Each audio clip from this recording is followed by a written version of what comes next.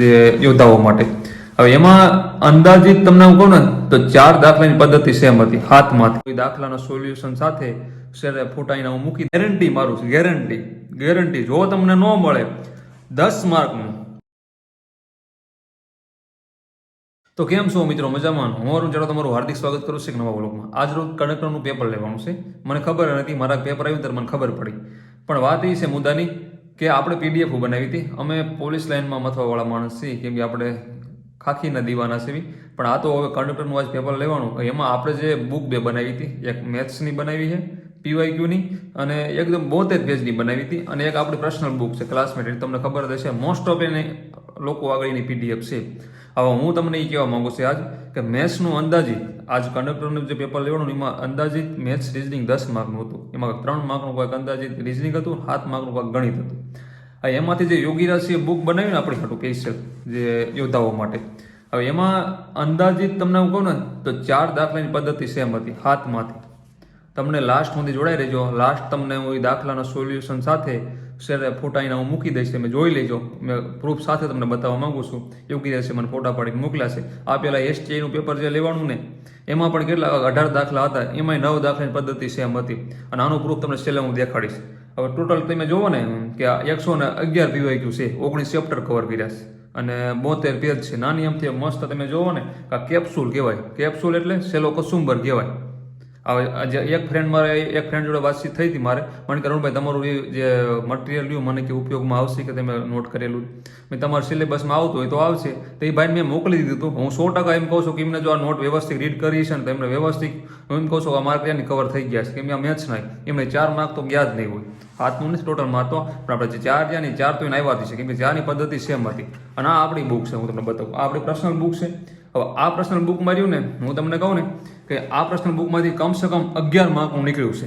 મેં મારી રીતે તમારે કેમ કે ઓલરેડી વોટ્સઅપમાં 1700 ફ્રેન્ડ થવાય મારે.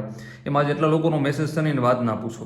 હવે એ લોકોના બધાના રિસ્પોન્સ દેવામાં મારા દિવસ યોજાવાનો છે. પણ હું ટૂંકમાં હું પોતે સોલ્વ ન કરી શક્યો, પણ મેં પેપર સોલ્વ કર્યું ને ટૂંકમાં બુક આરે હું ટૂંકમાં રિવ્યૂ ન કરી શક્યો, કેમ કે બુકમાં આખું તપાસ કરું તેમાં ટાઈમ જોઈએ આખું ગોતવામાં. પણ હું તમને ગેરંટી મારું છું, ગેરંટી જો તમને ન મળે 10 માર્કનું મારી બુકમાં ન મળે. મારી બુક 285 પેજની છે. 10 માર્કનું મારી બુકમાં ન મળે ને તો મને ફોન કરજો. બેનર દેખે, બેનર તમને જોવા મળ્યું છે, બેનર જોવા મળે ને એમાં મારો વોટ્સએપ નંબર છે. એ વોટ્સએપ નંબર પર મને ફોન કરજો કે અરુણભાઈ તમારું જે તમે કહેતા હતા ને એ મને જોવા ન મળ્યું, તો મને વોટ્સએપમાં ફોન કરજો તમે તારે. હું તમને PDF બધી મારી ફ્રીમાં નાખી દઈશ. રેડી? 10 માર્કનું પૂછ, 10 માર્કનું ગેરંટી મારીને કહું 10 માર્કનું આપણી બુકમાં જ છે. રેડી? તમને પ્રૂફ ન મળે, કેમ કે આનું પ્રૂફ બધાનું કાઢી કોઈ નથી, કેમ કે 285 પેજ છે ને ખોલવાના છે, 285. પણ તમે વ્યવસ્થિત રહ્યા ને નજર મારજો. જ્યારે અત્યારનો કાળમાં જેટલા લોકો લીધી 1400-1500 લોકોની PDF મેં પહોંચાડી છે.